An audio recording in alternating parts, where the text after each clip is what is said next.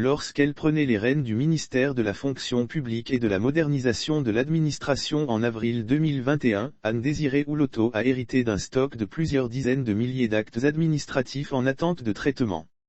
En 8 mois de présence à la tête du MEF-PMA, elle a signé au total 106 148 actes administratifs, au nombre desquels 72 819 arrêtés de régularisation d'avancement, 11 217 arrêtés de nomination et 5 733 arrêtés de promotion.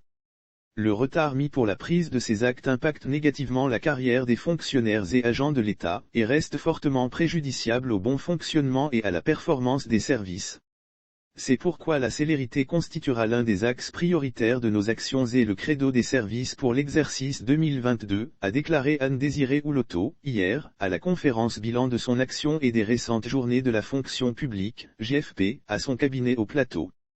La ministre a assuré devant les journalistes que ses équipes sont à la tâche pour aller à la signature électronique des actes administratifs dès février 2022. Au-delà de la signature électronique, nous avons aussi la réforme de tout le processus, avec la réduction des délais et la simplification des procédures. Cela nous permettra également de faire en sorte que nous puissions agir avec célérité. Des initiatives sont en cours.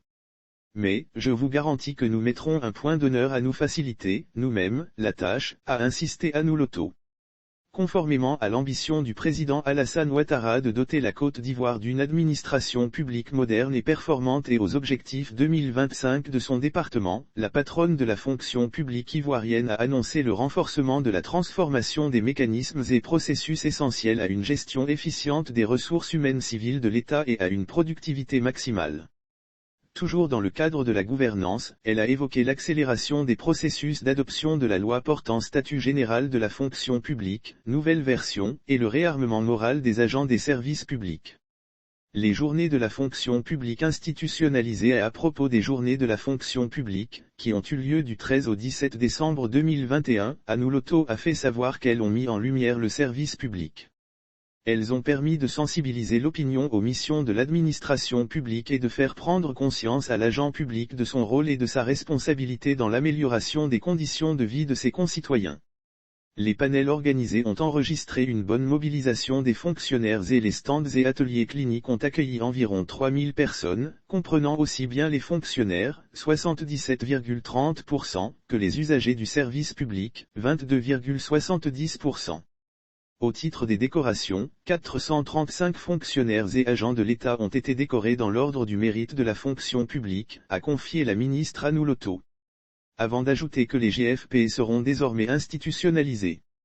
Quant aux concours administratifs 2021, ils ont, au dire d'Anne Houloto, été organisés sous le triptyque transparence, équité, célérité.